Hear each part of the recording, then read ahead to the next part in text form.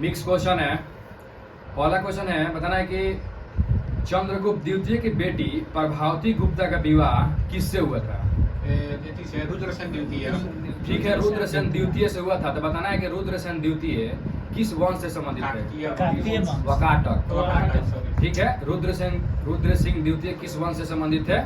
वकाटक वंश हो जाएगा। बताना है कि कौन सा गुप्त शासक था ना जो परम भागवत की उपाधि धारण किया?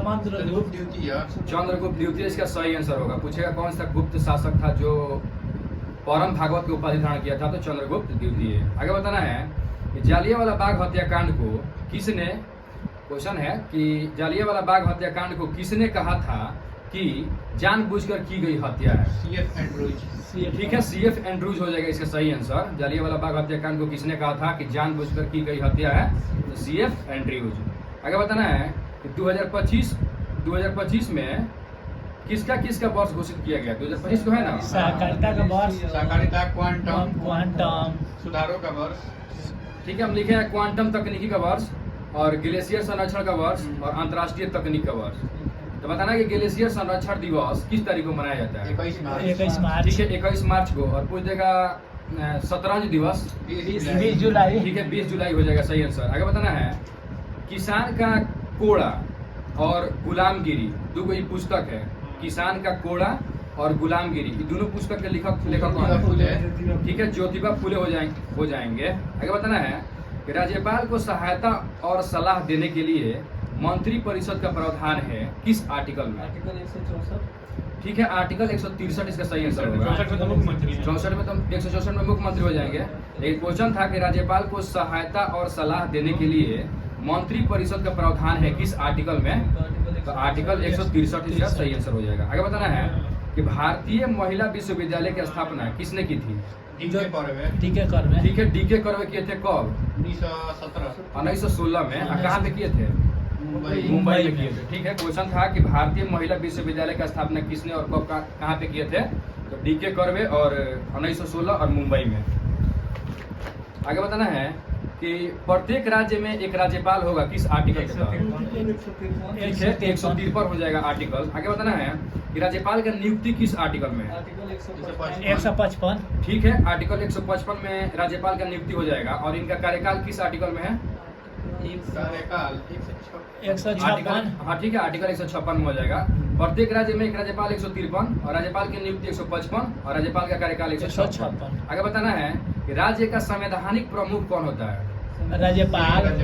ठीक है, राज्यपाल होता है। राज्य का संवैधानिक प्रमुख राज्यपाल होता है। बताना है मैं समाजवादी हूँ पुस्तक के लेखक कौन है? ठीक है, स्वामी विवेकानंद का पुस्तक है। मैं समाजवादी हूँ किसका पुस्तक है? स्वामी विवेकानंद। बताना है कि राष्ट्रीय युवा दिवस किस तारीख को मनाया जाता है? 12 जनवरी। इस दिन मतलब किनके जन्म दिवस पर? स्वामी विवेकानंद। स्वामी विवेकानंद। तो 12 जनवरी सन बताना है कब? 1863। ठीक है, 1863 सही आंसर हो जाएगा।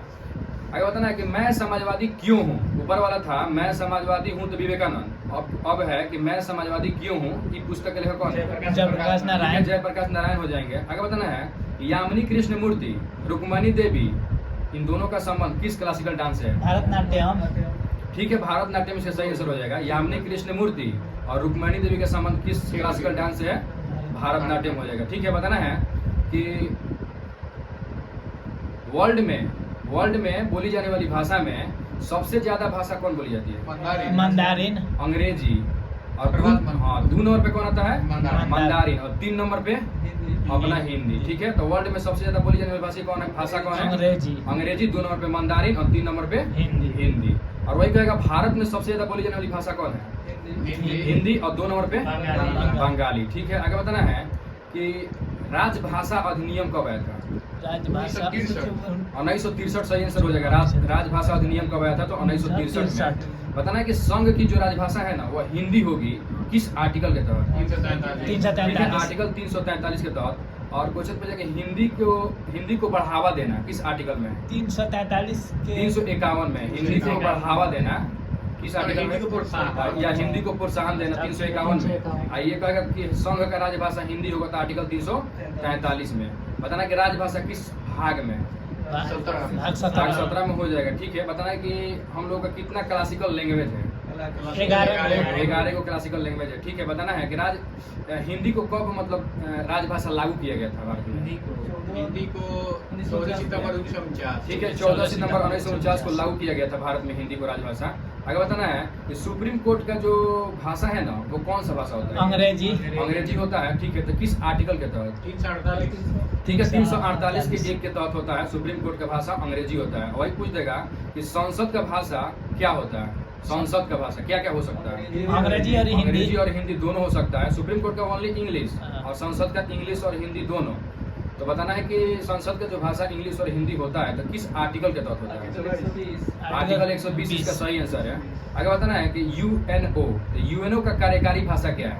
अंग्रेजी हो अंग्रेजी और जाएगा। फ्रेंच। ठीक है, अंग्रेजी और फ्रेंच हो जाएगा यूएनओ का कार्यकारी भाषा। बताना है अगला क्वेश्चन, भारत में मुद्रा का अवमूल्यन कितनी बार हुआ है? 3 बार। तो 3 बार हुआ तो कब कब? 1949, 1966, 1991। ठीक है, 1949, 1966, 1991। तो जब बताना कि मुद्रा का अवमूल्यन किया जाता है तो किस लिए किया जाता है? निर्यात को बढ़ाने के लिए या घटाने के लिए? निर्यात को बढ़ावा ठीक है, निर्यात निर्यात को बढ़ावा देने के लिए मुद्रा का क्या किया जाता है? अवमूल्यन किया जाता है। आगे बताना है कि अंतर्राष्ट्रीय मानक संस्थान का मुख्यालय कहाँ पे है? माउंट आबू ना क्वेश्चन है जिनेवा जिनेवा हो जिनेवा हो जाएगा। जाएगा। क्वेश्चन था कि अंतर्राष्ट्रीय मानक संस्थान का मुख्यालय कहाँ पे है? जिनेवा। तो बताना है कि अंतर्राष्ट्रीय मानक संस्थान का स्थापना कब हुआ था?